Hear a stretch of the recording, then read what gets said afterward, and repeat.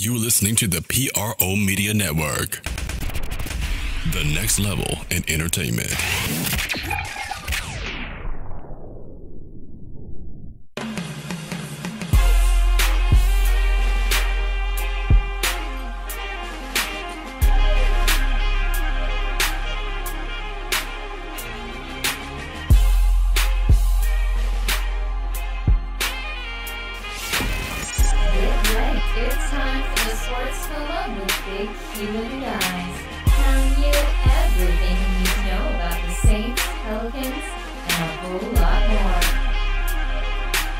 Welcome.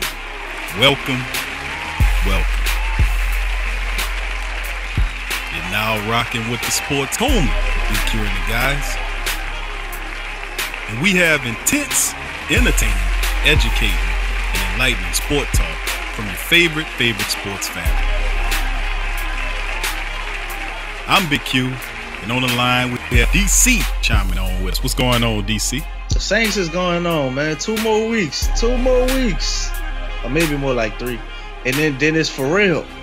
That's right. That's what we'll be talking about today, my friend, on podcast 216. That's right, on the Sport Comas 216 on the podcast. This episode will be recapping days 24 and 25 on the Saints training schedule. And, of course, we'll also break into other topics that we'll cover as well. So, without further ado, let's get right on to it. Start off by thanking everybody for joining us today, our new listeners. Thank you guys for giving us a shot, for chiming in today. Also, our established listeners, thank y'all guys as always. Y'all the cream of the crop, so appreciate y'all for stopping in as well as we cover our beloved New Orleans Saints together in a very good discussion. Getting right into some of the topics we'll be talking about today on the show, the training camp days 24 and 25. We'll also talk about offensive linemen that ain't really screwing up right now. And one of those linemen outside of Andrew Tiller, I got to mention him because nobody really showing him no love. He's doing his job. Is Rick Leonard. Now, of course, Rick Leonard PFF did an article on Rick Leonard. He's showing him some love. We'll talk about that article in the show today. Another topic is Marcus Davenport. Marcus Davenport's getting close to full speed and getting ready. We might see him in the next couple of preseason games here against the Chargers and against the Rams to see what Marcus Davenport could do. We'll get into it. Also, we have a few injuries to talk about. LSU safety Ricky Jefferson is injured. We'll break that down for you today. And we're going to get right into it. And we're going to start off by covering day 24 in the Saints training camp schedule. Of course, the Saints attendance, Arthur Millette, Ricky Jefferson, Alex Okafor, Andrew Pete, and Michael Hooman, the tight end, missed practice for this particular day. Saints practice late in the afternoon. They went inside, of course, and did individual work. They did some situation drills, but some good developments to speak about during day 24 was, of course, Marcus Davenport coming back to practice. He took work. He took part in individual drills, no team drills, but he did stay after practice and got some individual work as well. And he got a lot to do to catch up. So that's a good method. Stay after practice, be the first one in the door and the last one out the door. That's how you become one of the best that ever do it. And obviously, Davenport is picking up that idea. So it's good to see him after he had that muscle pull. But the Saints not tripping too much because they have a lot of depth at the position, despite the fact that Marcus Davenport is working his way back. And, of course, Alex Okafor had that scare early in the week. Throw of the day for the Saints goes to quarterback J.T. Barrett, who DC calls the third-string quarterback, showed some serious poise and confidence when he drew a pass to Keith Kirkwood, beating Sherrod Niesman in tight coverage down the center of the field. He fit that sucker right in that window, made a really good play, a play worthy of a veteran. I doubt Tom Savage would have been able to do that, but anyway, he had a really good rotation on the ball, and it looked pretty good. So big ups to J.T. Barrett as he's starting to really kind of get into his little groove. Now, quarterback rotation had Breeze leading things, then Savage played second, and then Taysom Hill, and then Barrett was last. Hopefully they switched that up. You know, we know what Tom Savage could do. I really don't give a damn about what Tom Savage do. Please, let's just get him out the way, then move on to see what these other guys could do. We only got 2 preseason games left. And if you don't know what Tom Savage is going to do for you, watch what he's been doing for Houston. Is basically the same thing going to do for New Orleans. You know, it's just what it is. Situational work for the Saints. They worked on several late game situations. Most of them gearing toward the clock and showing the awareness in certain situations, like down in the ball when the defense goes out to block punts and stuff like that. The team also worked on onside kicks. Good coverage today. Justin Hardy made some plays on special teams, but what we talking about with Justin Hardy, remember, people, we covered Hardy. And you remember, a lot of people don't remember that Justin Hardy was a wide receiver that converted to a defensive back. So we got to remember that. So his DB skills are questionable because he was a wide receiver. So he is trying to learn that position. And and I forgot about that. I had to go and do some research on that he used to be a wide receiver. I was like, wow. That's why he looks kind of odd and out of place and uncomfortable at times, because he's still learning the cornerback position. But he had some good coverage on this day. He made a handful of really good plays throughout the summer, but he almost had an interception Saturday when Tommy Lee Lewis failed to pull in the pass. So Tommy Lee Lewis is another guy, man, on the bubble, and he should have caught that ball over Justin Hardy. But Tommy Lee Lewis is making it real easy for them to get rid of him, so keep it up. And also, some of the last notes on this is that the defense had another good moment. They've been stepping up in practice. And the better moment they had was in the red zone. Defense forced Drew Brees to throw the ball away on back-to-back throws. Now, Pete out, Larry Warford taking some reps off. Josh Terrible Laribus and Will Clapp worked on the first-team guards. And it looks like New Orleans likes what Clapp could do. Now, really, there's a lot of people down on Will Clapp. And let me tell you something. It's the same thing would happen in Andrews Pete. Okay, remember when Andrews Pete first came in the league and the Saints said, okay, we're gonna play you at this position at right tackle. Oh no, we're gonna play you at left tackle. Oh no, we're gonna make you a guard. Oh no, we're gonna play you at left guard. Oh no, we're gonna play you at right guard. And then they switched that man like that, and then Sean Payton crazy enough to say, oh well, he's not learning quick enough. Now I can understand you say we love this guy because he's a Stanford grad, but goddamn, the man ain't from MIT. It's gonna take him some time to learn the position. And Will Clapp is a guy that they throw him in there, and he plays center. He played both guard positions, so it's a lot to pick up for a 7th-round draft pick. You're supposed to come in the Saints most, I guess, sophisticated, one of the most sophisticated offenses in the league, and you're supposed to just pick that all up, bro, in like 2 weeks. You're supposed to pick all that up in 2 weeks, bro. Tell that to Tom Savage, and also tell that to Josh Laribus, who been there on this team, who I ain't going to even tell you what he picking up, but I can tell you what he dropping off, though. And then, of course, at offensive line, Armstead didn't play a lot of his first year either until almost the end of the year. A lot of people like to forget that. That's true too. Good point, DC. And also, the offensive line did look kind of shabby in this game. They jumped offside at one point during the situational drills. There's 2 JTs on the team, by the way. JT Barrett and safety JT Gray. He got some work on onside coverage teams. He's trying to make a dent as a special teams player. Of course, he's buried on the safety depth chart. And, of course, Cameron Meredith had a good catch on cornerback Marcus Williams in coverage. So it's good to see Cameron Meredith, who had that catch bounce off his hand in the second preseason game, which ultimately ended up with an interception. Good to see him make a play on the ball. And that'll do it for day 24. Now, going to day 25 for the New Orleans Saints. Of course, it's the final day of training camp for the Saints at home. They break camp. They head to California and play football. Now, let me tell you something. That ain't a bad place to be. All right? Let me just lay that out the line. To play football in California, they're going to be scrimmaging up against the Los Angeles Chargers. And then, of course, next week they'll play the Los Angeles Rams. So there'll be some scrimmages against them. So they're going to be in Los Angeles. They're going to be in California playing football. I'm not mad at you.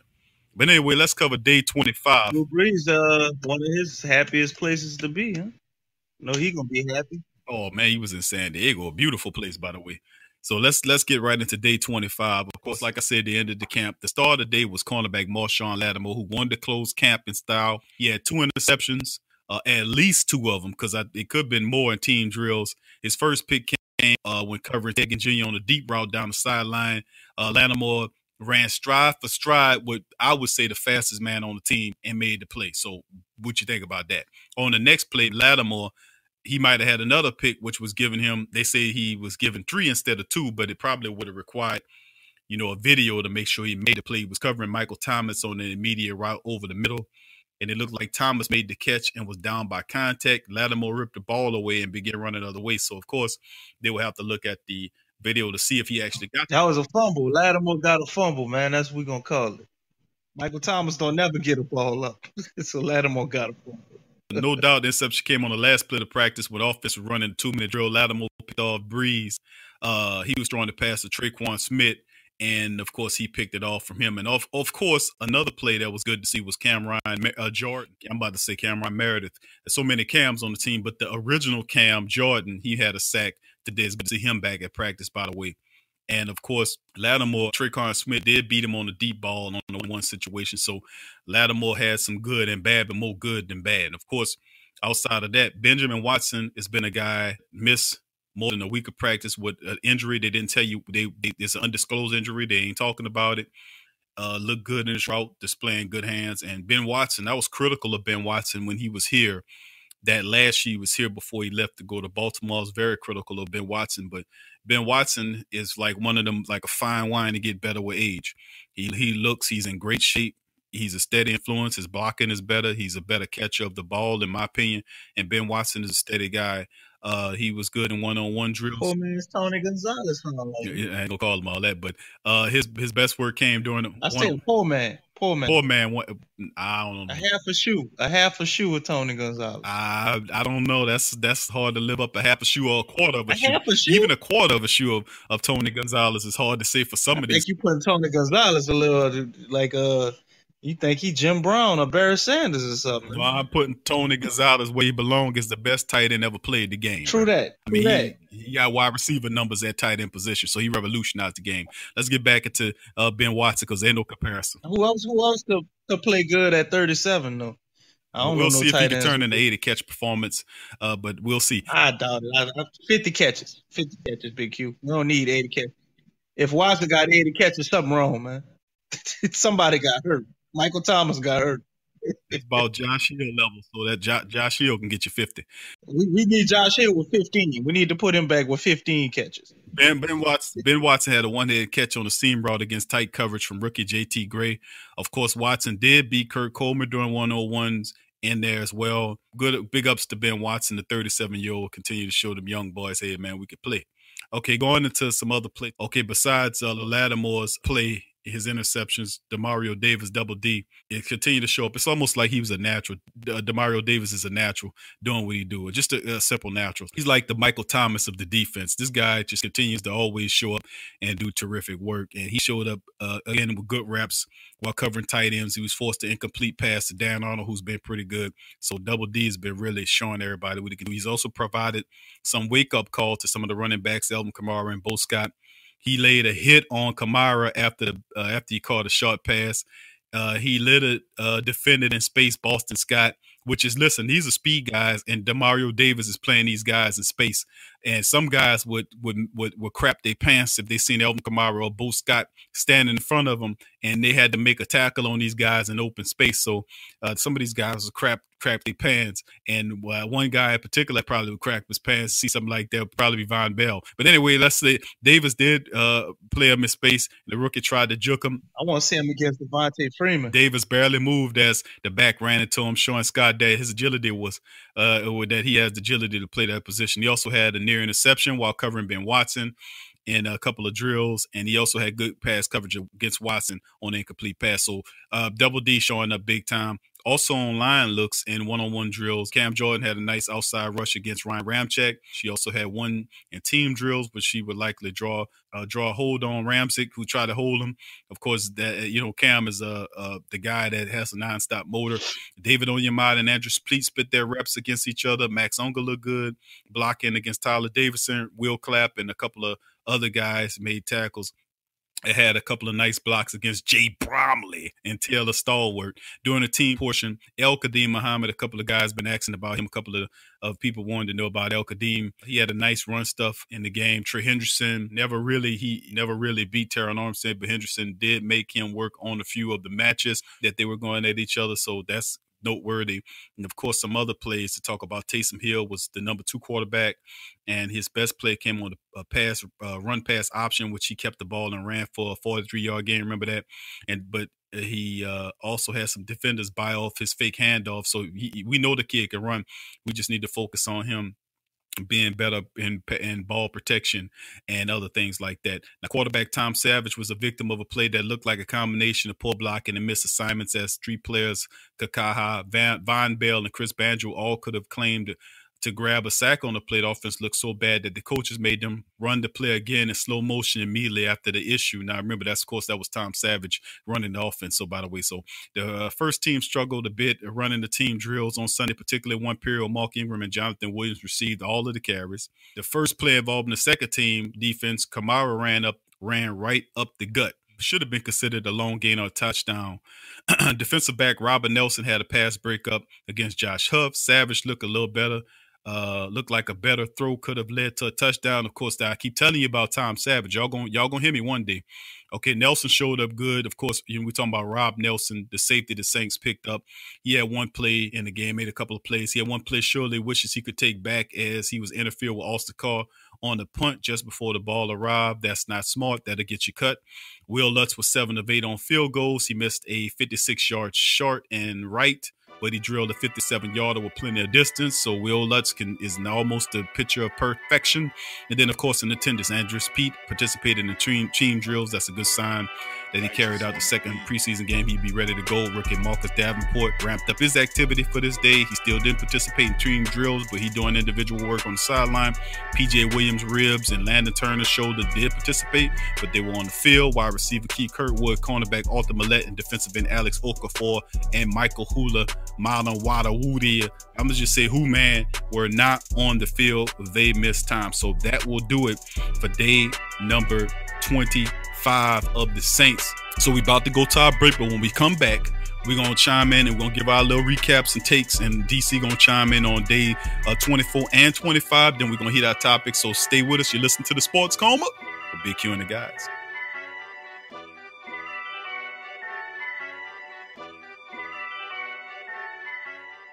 Forget ESPN or Fox. Get straight sports talk from the Sports Coma with Big Q and the guys.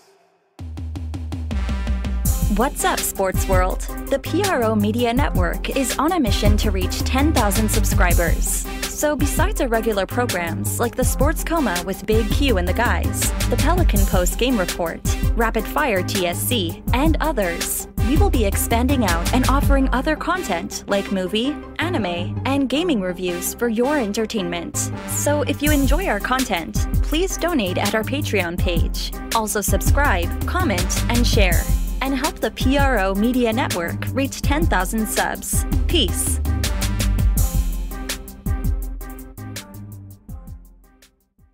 What's up, sports world? This Big Q from the Sports Coma with Big Q and the guys.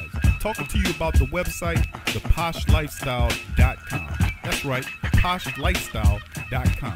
A great website where you can get great products at great prices. They sell organic herbs, vitamins, supplements, water filters for your home, EMF and cell phone radiation protection, healing magnetics and healing crystals, personal protection devices like cell phones, stun guns, and mace sprays, organic deodorants, shampoos, soaps, toothpaste, and more. They also sell 10A grade Brazilian hair. 10A music is available now. All kind of the latest downloadable mixtapes. So what are you waiting for? Head on over to theposhlifestyle.com. That's the Posh Lifestyle, life spelled with a Y, Lyft style.com. Put in the Sports Coma for the 10% discount on your purchase. It's a win-win. So get your mind and body right with the Posh Lifestyle.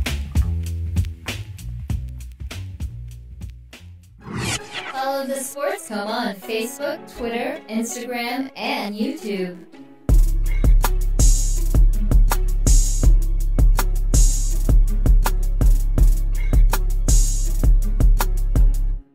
You're listening to the Sports Coma with Big Q and the guys on the PRO Media Network. Welcome back to the Sports Coma with Big Q and the guys, and we covering and talking about the Saints training camp days 24 and 25. We covered that in a first segment. You know, we had a lot to talk about, but we covered it in that segment. This time around, we're going to let DC chime in on day 24, 25, see what he liked, what he didn't like, what stood out for him, among other things. So DC, bringing you in, brother. You've been kind of solid. I had to prattle off with all that information. Now your turn comes. Talk to us, man. What you like from days 24 and 25? Who's impressing you? What's standing out to you? Have at it. I like the fact that Marcus Davenport is back at practice. I think that's big, considering that Okafor has a bone bruise, and a sprained ankle. So I say the likelihood of him playing week 1 is probably slim. Maybe around week 3 or so he comes back. But the Atlanta game seems to be the game I think everybody on the team will want to be healthy and play for. I think the thing that's standing out, of course, day 2 would have been Lattimore, man. And day 1 for me was seeing Davenport back at practice. Something I noticed, I'm not hearing anything really about Tay again. So I think Sean Payton is really PO'd at him for not lining up correctly, which is weird because usually a receiver after about, I see 3 or 4 months with us, we don't usually see people having those problems of knowing where to be. I'm sure they run wrong routes from time to time. But Tay again, man, is dropping to me. He's falling right where I predicted him to be. It's probably maybe that 4th receiver and basically just limiting him to post routes and fly routes. Just stretch the field type guy. So that's intriguing. And Taysom Hill still being the backup after such a horrible outing. So Sean Payton's kind of showing you he's still, of course, I don't think he would, but he hasn't given up on Taysom Hill. So I think they're probably preparing him better and going to put some stickum on his hands for this game coming up.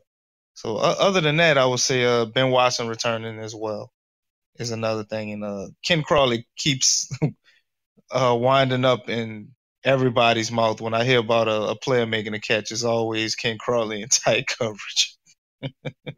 So that's what stood out to me. All right, very good, DC. And, of course, anytime I can get a jab at Ken Crawley, I'm going to take it, but I'm going to just leave him alone today because I try to stick up for him, man, but every time I read about a receiver making a catch, Meredith's looking good and this and that, Ken Crawley. Ken Crawley before you walk it. He the medicine for everybody, seem like, man, right now. We can't get well over there talk to Ken Crawley. He'll get our position right. But I'm going to leave him alone, man. I expect him to be and it's always tight coverage, too. You have tight coverage on him, and they always maybe like it's one of my new expressions I like to use when I say fundamentally flawed. All these football people out there, they know what that means, fundamentally flawed. That means if you're a football player and you know and you real with yourself, unless you're a head case, or you're a basket case, your ego's so big that you think you're the best thing on the planet, is that everybody got to look. Everybody got to look in the mirror and say, okay, I got some issues that I need to resolve. If you're really serious about them and you fix your character issues, you can really go far in life because most of the times that's the thing that restricts us. So if you're a person to understand that you need more practice, like Tom Savage, supposed to be a veteran quarterback, and the reason why he is a short-term veteran is because he's fundamentally flawed, meaning that he doesn't do everything a veteran quarterback's supposed to do, like scan the field properly, recognize certain plays like a starting quarterback would be. Because I'm pretty sure if you put in take a chain, I mean, come on, So outside of that, we have other people like Ken Crawley. We can talk about how, and I said this about Ken Crawley as well, that he's fundamentally flawed. What is that? What you mean by that, Q? What I mean by that, fundamentally flawed, is that good cornerbacks whip their goddamn head around to locate the ball when the wide receiver that you're guarding, that you're running on the hip of, when he turns and starts looking, that's a clear indication for you to start looking because the ball is almost there. Don't do it. That's why you don't have that many interceptions. It sounds so simple. It does, don't it? But that's what they teach you. You mean to tell me I know Aaron Glenn teaching them that? I know because I watched Aaron Glenn play, and I seen Aaron Glenn turn and locate the ball.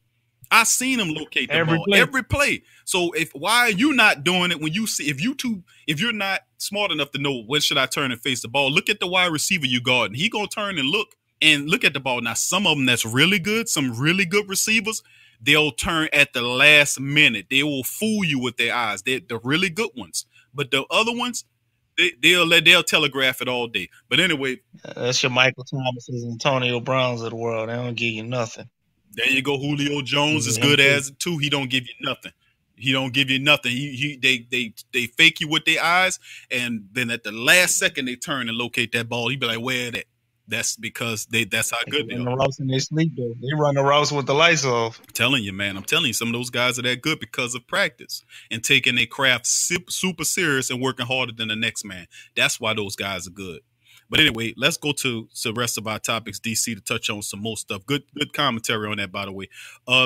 Let's talk about Rick Leonard here, my man. Of course, Rick is getting some love. He was the guy the Saints drafted.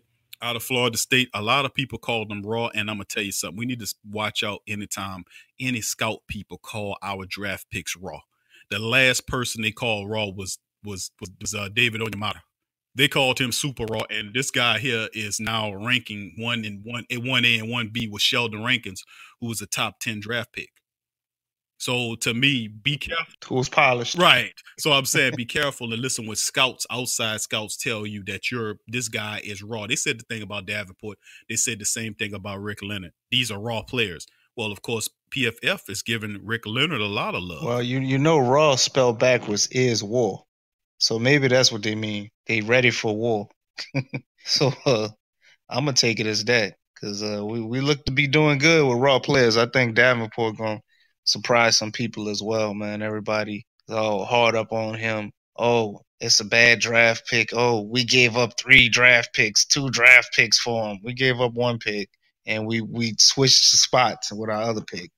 Rick Leonard he's going to be one of the people in that draft class as well. So if those 2 guys pan out, what you're already seeing with Traquan Smith and Boston Scott, we looking to have it made again. Absolutely, man. And Rick Leonard is a guy that they're giving credit for because of his production on the field. Pro Football Focus is charting reflected well on Leonard. 39 snaps through 2 games against Jacksonville and Arizona, but just allowed pressures on his quarterback, the least amount of pressures on his quarterback among rookie linemen to see 30 or more snaps so far. He ranks the highest in the PFF matrix for pass protection and the second best when blocking on run plays. So expand that scope beyond rookies, and he falls just 6th in the pass pro and 4th on the run. So, hey, the PFF boys love their stats, and that's a very interesting stat that got past me. I know Rick Leonard, I said it on the previous show that Rick Leonard was doing pretty good work. Of course, Andrew Tiller was a guy that I also said was pretty solid as well. And they're about the only 2 backup offensive linemen that you have that's actually performing work. So PFF's ranking, giving Rick Leonard the raw offensive lineman some love. I think Will Clapp's coming around too. Will Clapp is another guy we spoke about. Tee off on Will Clapp. Tell us about Will Clapp quickly before we get to Will Clapp is a versatile player, so I would imagine the same scheme. He's probably trying to learn a lot of things all at once. They've been giving him time at center. He hasn't had a lot of snaps during the preseason, but I haven't seen him getting abused like, say, a Josh Laribas or Michael Ola. So Will Clapp is definitely another one of the linemen that you should look out for, along with Leonard and your other guy, Andrew Tiller. Andrew Tiller, there you go. Keep forgetting that. But Will Clapp will make the most of his opportunities, man. I promise you that. Will Clapp has everything it takes, size and smarts to stay on this team. He's a hometown kid, LSU product. Plays multiple positions, and anytime you can play center, guard, and play a little tackle if they need him in the pinch, he gonna have a spot on this team. Trust me. And let's move on to the next topic. We're gonna talk about safety. Ricky Jefferson was a guy that come over from LSU. Of course, you know I'm a guy that's always saying, look, man, we need more LSU Tigers on this Saints team. Will Clapp, Ricky Jefferson. And Ricky Jefferson, Traven Darrell, he got hurt, unfortunately, and lost to Arizona, and he was diagnosed Saturday with a torn anterior cruciate ligament in his knee, according to the source, and it will force him to miss the entire 2018 season. And, of course, not only is Ricky Jefferson a guy that played for LSU, but he's also from Destrehan. He played at Destrehan. He went undrafted in 2017, signed with the Saints in January on a future reserve contract, but the team cut him in rookie minicamp, then brought him back on August the 5th. And it's sad to say that, he had an opportunity. He was playing not too much, didn't hear too much from Ricky Jefferson, but it was good to see him on the team. He recently said that he brought a different hunger into his second opportunity with the home team, but this injury will force him to sit out until the 2019 season. And he was a guy that was trying to make the special teams, and he suffered a knee injury on the opening kickoff of the second half in Friday's exhibition game. So tough, big ups and speedy recovery to you, my friend, to get back to playing football once you're healthy again. So Ricky Jefferson, LSU product, Destrehan player, is out for the entire season. So let's talk about something else here. Let's move into our next conversation. We'll talk about Marcus Davenport and his contribution. Now that we know Marcus Davenport pulled the groin, he's been limited in camp up to this point. We've been seeing him. We've seen him on the sideline working out, doing individual drills, not competing with the team, both on days 24 and 25. and they're gearing up. They're wrapping up production. Wouldn't be surprised if we see him against the Chargers. Definitely should see him against the Rams if that trend continues. But we're definitely interested to see what a guy like Marcus Davenport could bring to the team. We've got Cameron Meredith who set out. He came back. Andrews Peters back. Now it's time for Marcus Davenport to come back and light it up. DC, thoughts on Davenport? I think he's right on schedule, man, to be what we expect him to be. Basically, from what I saw, I thought he would be a rotational player till maybe the midway point in the season if he continues to excel with learning the schemes and playbook and just adjusting to the NFL.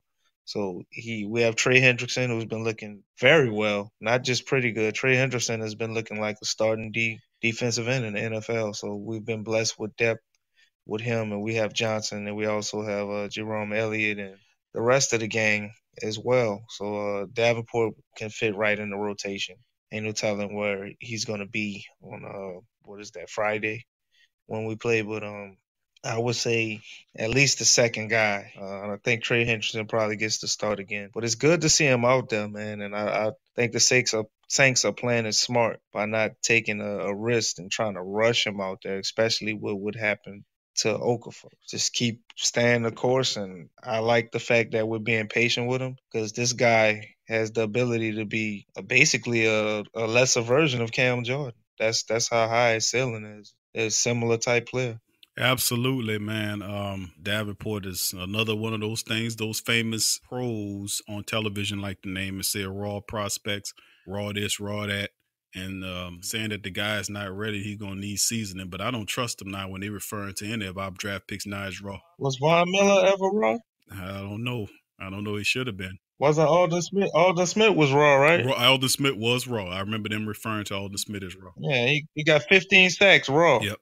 Oh, yeah. So there we go. Well, that'll do it for the Sports Coma today as the Saints close camp up for New Orleans and head to the comfortable, warm, beautiful surroundings of California as they gear up to get ready to take on the Los Angeles Chargers. And then the following week, they take on the Los Angeles Rams. And we're going to have to keep a tune on our Saints because we don't want them to fall in love with California to the point where they stay out there. Because trust me, it's quite beautiful out there. So, but that'll be the end of the show. Thank y'all guys for listening and chiming in with us today on the Sports Coma with Big Q and the Guy. Of course, if you enjoy the show, please feel free to become a patron at patreon.com/PRO Media Network. You can make a one-time donation, or you can even sign up for a monthly deal where you can contribute to the show on a monthly basis to help empower the platform. Also, feel free to join our social media pages at YouTube, Facebook, Instagram, Twitter, and of course, share, like, and comment as well. Wherever you socialize at, whether it's Facebook, Twitter, Instagram, or Reddit, please feel free to share the show on those forums as well to help us out. So once again, thank you for listening to the Sports Coma.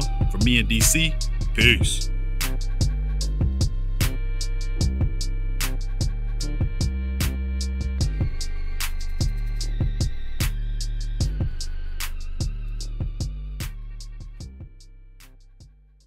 Forget ESPN or Fox. Get straight sports talk from the Sports Coma with Big Q and the guys. Thank you for listening to the Pro Media Network, who provides hours and hours of free entertainment to you and yours. If you are benefiting positively from our content, please donate to help us grow our platform by going to www.patreon.com/the Pro Media Network. That's www.patreon.com/the Pro Media Network, and support the true independent artists.